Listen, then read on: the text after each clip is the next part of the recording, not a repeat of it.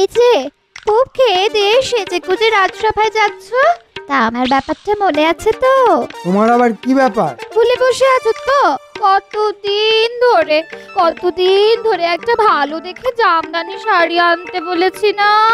দেখো গিন্নি, তোমাকে জামদানি শাড়ি কিনে দেবার মতো ট্যাঁকের জোর আমার নেই। কেন নেই কেন? তুমি হচ্ছ এই রাজ্যের মন্ত্রী। এই শোনো, জামদানি শাড়ি কিন্তু আমার চাই চাই, না হলে কিন্তু একদম বলে দিলাম অনর্থ বাঁধিয়ে ছাড়বো।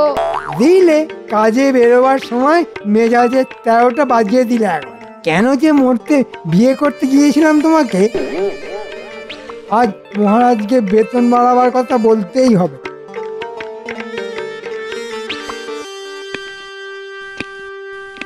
আরে এসো এসো মন্ত্রী, তা বলি শরীর স্বাস্থ্য ভালো তো?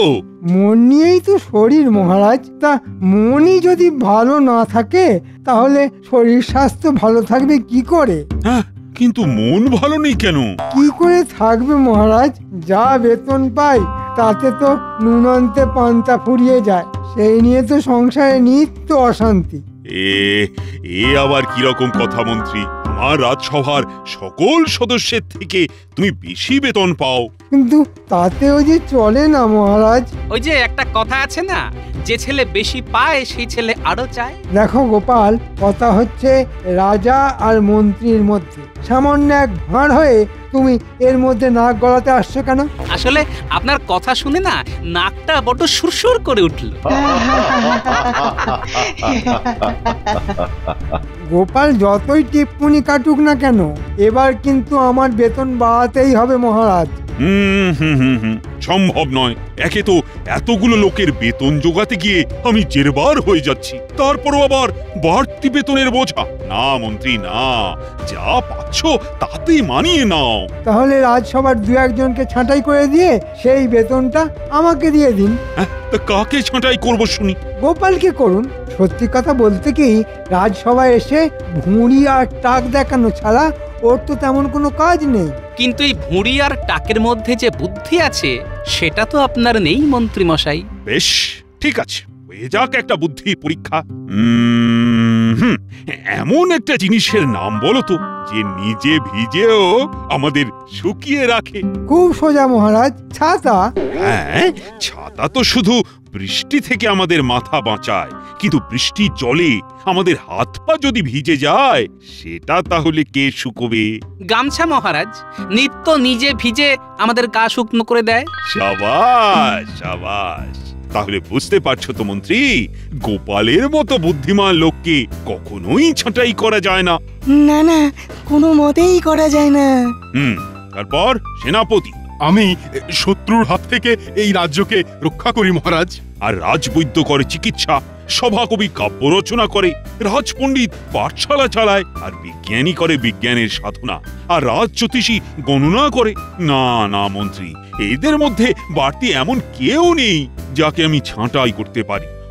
অতএব মন্ত্রী মশাই, বুঝতে পারছেন তো আপনার বেতন বাড়ার কোনো সম্ভাবনাই নেই, তাই অযথা কাউকে ছাঁটাই করার কথা মাথা থেকে নামিয়ে যা পাচ্ছেন তাই নিয়েই সন্তুষ্ট থাকুন। না, বেতন বাড়ার আর কোনো আশাই দেখতে পাচ্ছি না। কি যে করি এখন? বউয়ের মান ভাঙাতে জামদানি শাড়ি কিনি কিভাবে? হ্যাঁ, উটির মা পেতলের কলসি ভর্তি করে জল তুলে নিয়ে আসছে। ঠিক আছে, এই দিয়েই বাজিমাত করতে হবে। শুধু বটা ঘটা আর আমার গিন্নির সাহায্য লাগবে। কিরে, সারাদিন গল্প গুজব করে সময় কাটালে চলবে? কিছু রোজগার পাতিও তো করতে হবে। তা কি করতে হবে? কিরে, পারবি তো? তুই যাকে বলে জলের মতো সহজ কাজ। কাজটা করে দিলে কত পাবো? পাবি রে, পাবি, ভালো মতোই পাবি। কবে করতে হবে? ধর কালি।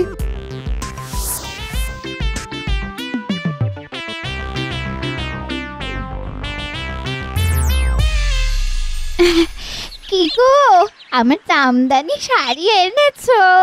চিন্তা করো না, 2-1 দিনের মধ্যেই পেয়ে যাবে। তবে তার জন্য তোমায় একটা কাজ করতে হবে। আমাকে আমাকে কাজ করতে হবে? তা কি কাজ শুনি? ওই তো জলের ধারে বসে জলের মতো সোজা কাজ একটা, মানে ঠিক কাজও নয়, শুধু একটু গল্প কর ব্যাস। আর ঠিকঠাক করতে পারলে শুধু জামদানি শাড়ি কেন, তার সাথে সোনা হিরে কিছুরই অভাব থাকবে না তোমার। বাবা রে বাবা, কি দুষ্ট বুদ্ধি তোমার মাথায়।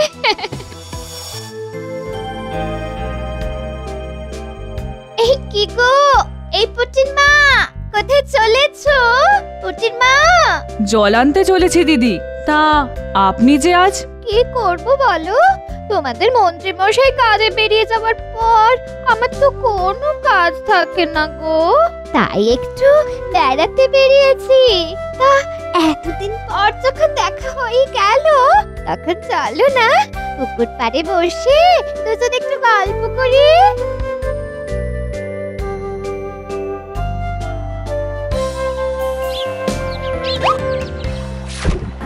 তা বলো পুটির মা, তোমার ঘর কন্যা কেমন চলছে? ওই একরকম, মানে আমাদের মতো গরিবদের ঘরকন্যা যেমন চলে আর কি। এই দেখো দেখো, পুকুরের জলের দিকে তাকিয়ে দেখো, কত বড় বড় রুই কাতলা কেমন ঘুরে ঘুরে বেড়াচ্ছে। ওই ওই ওই ওই দেখো। কোথায়? ও হ্যাঁ হ্যাঁ, ওই তো পুকুরের একেবারে মধ্যেখানে। ওই যে দেখো দেখো দেখো দেখো।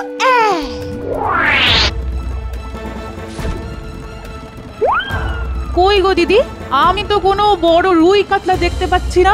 তাহলে হয়তো আমাদের কথা শুনে জলে ডুব মেরেছে। যাই হোক ভাই, আমি তাহলে এখন চলি।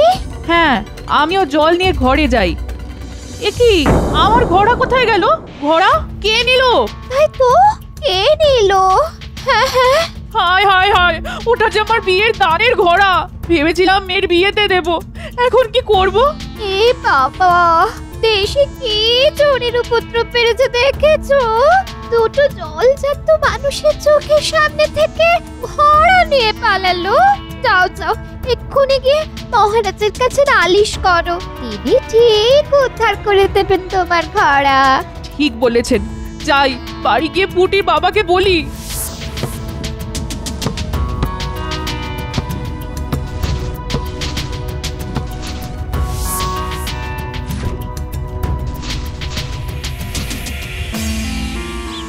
যাক বাবা, ভালোই ভালোই সব কাজ মিটে গেল। হ্যাঁ, মন্ত্রীমশাই যেমন যেমন বলেছিলেন ঠিক তেমন তেমন করে দিলাম। চল চল, এখন ওই মন্ত্রীমশাইকে বলে পাওনাগুলো নিয়ে আসি। চল চল। কি ব্যাপার পুঁটির বাবা, তুমি এই সময় রাজসভায়? আমার সর্বনাশ হয়ে গেছে গোপাল দাদা। মহারাজ, পুকুর পাড় থেকে আজ আমার পেতলের ঘোড়া চুরি হয়ে গেছে। তা কি করে হলো? আগে মহারাজ, রোজকার মতো আজও পুটির মা ঘোড়া নিয়ে পুকুর থেকে জল আনতে গিয়েছিল। পথের মধ্যে মন্ত্রী মশাই স্ত্রীর সঙ্গে দেখা হয়েছিল, দুজনে মিলে পুকুর পাড়ে বসে একটু গল্প করছিল। তারপর হয়তো কথা বলতে বলতে পুটির মা একটু অন্যমনস্ক হয়ে পড়েছিল, আর সেই সুযোগে কেউ এসে আমার মন চকচকে ভারী পেতলের ঘোড়াটা নিয়ে পালিয়ে গেছে। কি বলছো? দিনে দুপুরে এমন ছিচকে চুরি? না না না না, এ তো ভালো কথা নয়। সেনাপতি, এক্ষুনি পেয়াদা রক্ষীদের পাঠাও। যেমন করে হোক ওই ঘোড়া কিন্তু খুঁজে বের করা চাই। পেয়াদা আর রক্ষীরা কি করবে মহারাজ? যে চুরি করেছে সে নিশ্চয়ই এতক্ষণে ওই ঘোড়া হয় বিক্রি করে দিয়েছে, নয়তো গোপন কোনো জায়গায় লুকিয়ে ফেলেছে। হ্যাঁ, কথাটা খুব একটা মন্দ বলনি। তাহলে কি করা যায়? আমি বলি কি, রাজ জ্যোতিষী একবার গণনা করে দেখুন না ওই ঘোড়া কোথায় আছে। একেবারে ঠিক কথা বলেছ মন্ত্রী। রাজজ্যোতিষী, তুমি একবার গণনা করে দেখো তো ওই ঘোড়া এখন কোথায় আছে। তারপর না হয় সেপাই আর রক্ষী পাঠিয়ে ওই ঘোড়া উদ্ধার করে নিয়ে আসা যাবে। এতদিন তো রাজজ্যোতিষীর কাজ ছিল গণনা করে রাজ্যের ভালো সময় আর মন্দ সময়কে বলে দেওয়া। শেষকালে তাকে দিয়ে ঘোড়া চুরির গণনা? হ্যাঁ, রাজ জ্যোতিষীকে দিয়েই ঘোড়া চুরির গণনা। ওকেই গণনা করে বলে দিতে হবে ঘোড়া কোথায় আছে। পারলে বুঝবো ও ঠিকঠাক গণনা করতে পারে, আর না পারলে? আর না পারলে বুঝতে হবে ও একটা অকম্মার ঢেকি। ঠিক আছে, আমি গণনা করে দেখছি। কেঁদো না পুটির মা, কেঁদো না। এই বলি, এই পুটির বাবা তো মহারাজের কাছে গেছে। এই দেখো, মহারাজ ঠিক খুঁজে বের করে দেওয়ার ব্যবস্থা করবেন। হ্যাঁ, কিন্তু যদি খুঁজে না পাওয়া যায়, হায় হায়, কেন যে মরতে মন্ত্রী মশাইয়ের বউয়ের সঙ্গে গল্প করতে বসলাম।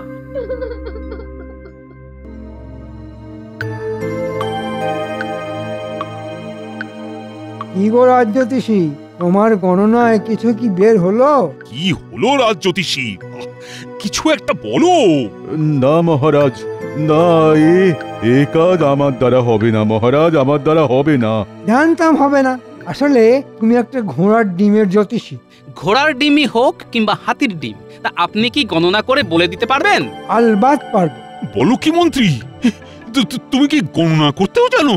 আসলে অল্প বয়সে এক বিখ্যাত জ্যোতিষীর কাছে বেশ কিছুদিন গণনা বিদ্যা শিখেছিলাম। দেখি একবার শেষ চেষ্টা করে পুরনো বিদ্যা কিছু মনে আছে কিনা। বাবা, মন্ত্রী মশাইয়ের এত গুণ! ব্যাপারটা কেমন যেন খটোমটো লাগছে। তাহলে দেখো দেখো দেখো একবার চেষ্টা করে। রাজ্যতীষী, তোমার ওই গণনার ছক আর কাঠিটা আমাকে একবার দাও তো।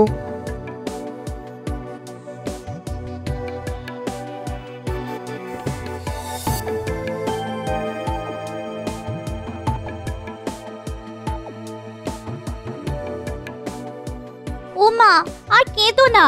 দিদা তো বলছে মহারাজ ঠিক খুঁজে বের করে দেবেন।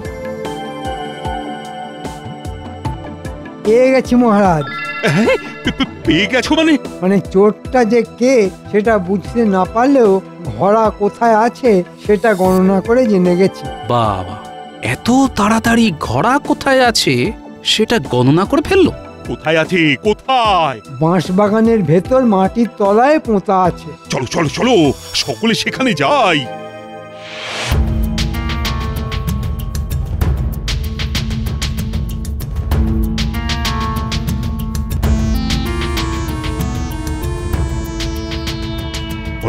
বলো তো ঠিক কোনখানটায় পোঁতা আছে? মনে হচ্ছে এইখানটা।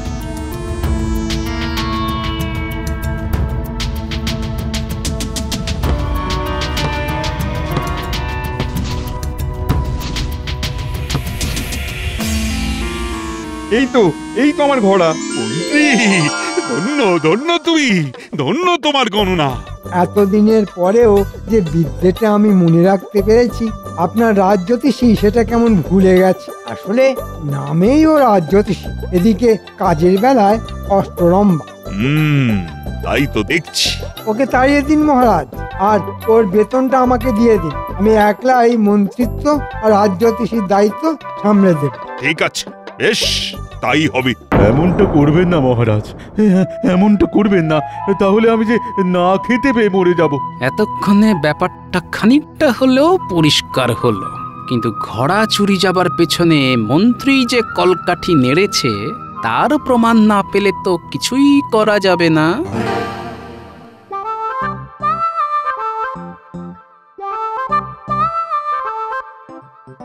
দেখলে তো, বলেছিলাম না মহারাজ তোমার ঘোড়া ঠিক উদ্ধার করে দেবেন। হ্যাঁ, সত্যি কথা বলতে হয়, ঘোড়া কিন্তু মহারাজ উদ্ধার করে দেননি, ঘোড়া উদ্ধার করে দিয়েছেন মন্ত্রী মশাই। মন্ত্রী মশাই যে এত বড় জ্যোতিষী এটা কিন্তু আগে জানতাম না।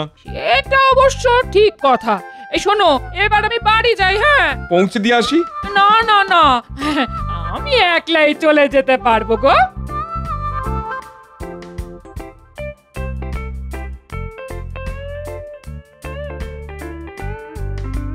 দেখলি তো মন্ত্রী মশাই এবারও আমাদের ঠকালো। ঠিক বলেছিস, পুটির মায়ের মন্ত্রী মশাইয়ের কোন ঠকানোর কথা বলছে এরা?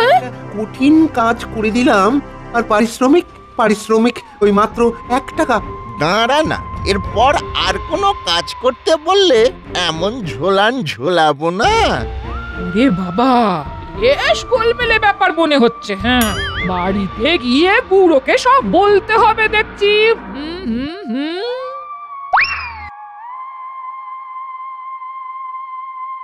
এবার আমার কি হবে গোপাল? হ্যাঁ, আমার চাকরি চলে গেলে আমি যে পথে বসে যাব।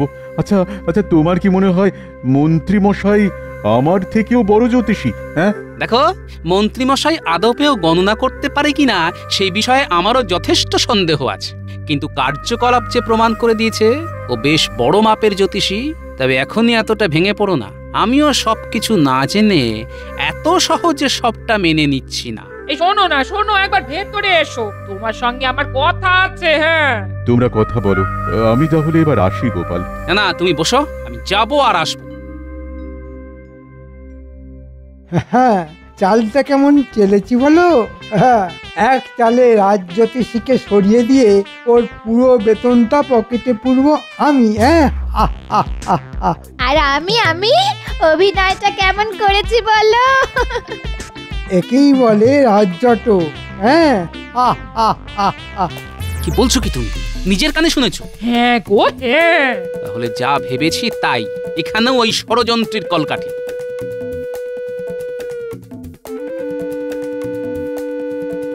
চলো রাজজ্যোতিষী, একবার মহারাজের কাছ থেকে ঘুরে আসি।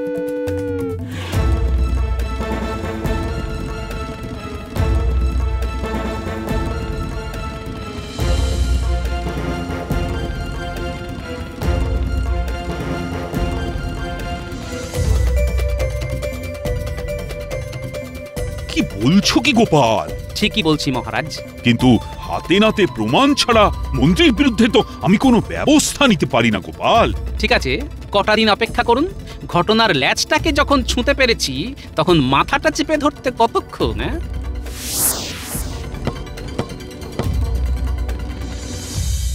হ্যাঁ, ঘোড়া উদ্ধার করার পর সারা রাজ্যে যেভাবে আমার নাম ছড়িয়ে পড়েছে তাতে লোকের ভিড় লেগে যাবে। হ্যাঁ, ওদিকে রাজজ্যোতিষীকে হটিয়ে দিয়ে ওর বেতন আমি পাবো, আবার এদিকে গণনার ভরং দেখিয়ে দুহাত ভরে রোজগার। হ্যাঁ, এখন শুধু টাকা টাকা টাকা টাকা।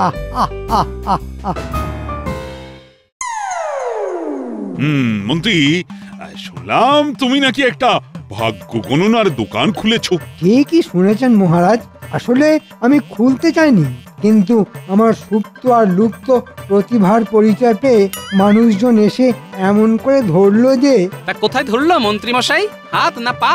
একেবারে ফরম কাটবে না গোপাল, ক্ষমতা থাকলে এমন একটা কাজ করে দেখাও না। হ্যাঁ, দেখাবো দেখাবো, সময় হলে ঠিক দেখাবো। তবে আমি দেখাতে শুরু করলে আপনি সামলাতে পারবেন তো? ঠিক আছে, দেখাও, যত ইচ্ছে দেখাও, তোমার মুরদ আমার জানা আছে।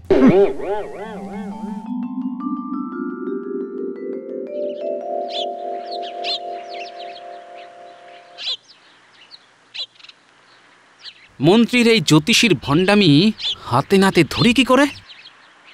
রে খুপে, কোথায় গেলি? ও মা, কাকিমা, এতদিন পর মেয়েকে বুঝি মনে পড়লো? মনে তো সবই পড়ে মা, কিন্তু এতটা দূর বহু কাল তাই আশা হয়ে ওঠেনি। আমি কিন্তু জামাইয়ের কাছে একটা আর্জি নিয়ে এসেছি। বলুন। এই যে আমার ছেলে লেখাপড়ায় খুব ভালো আর অঙ্কে খুব মাথা। তাই নাকি? কিন্তু দুঃখের কথা কি, আমাদের ওখানে ভালো কোনো চাকরি পাচ্ছে না। আর তোমার সঙ্গে তো তোমাদের মহারাজের খুবই ভালো সম্পর্ক। তা দাও না বাবা, মহারাজকে বলে কইয়ে তোমাদের রাজবাড়িতে একটা চাকরি করিয়ে দাও। ঠিক আছে ঠিক আছে, করে দেব। তবে তার আগে একটা কাজ করতে হবে। বলুন না কি কাজ?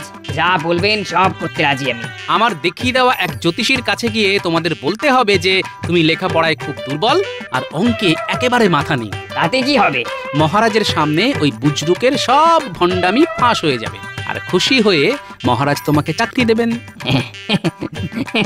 বুঝতে পেরেছি বুঝতে পেরেছি। আমি তাহলে চট করে মহারাজকে খবরটা দিয়ে আসি।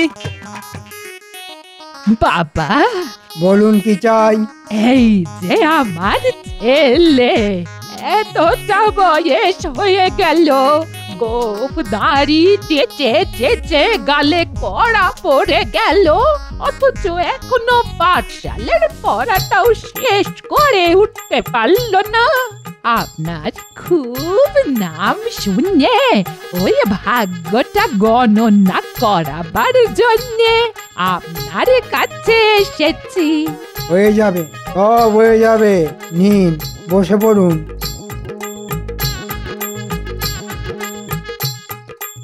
বটা ঘটাকে ধরে আনার জন্য পেয়াদা পাঠিয়ে দিয়েছি।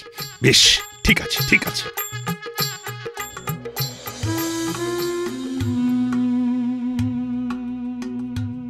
যা বুঝলাম তাতে ওর সর্বস্থানে শুধু শনি আর রাহু বিরাজ করছে।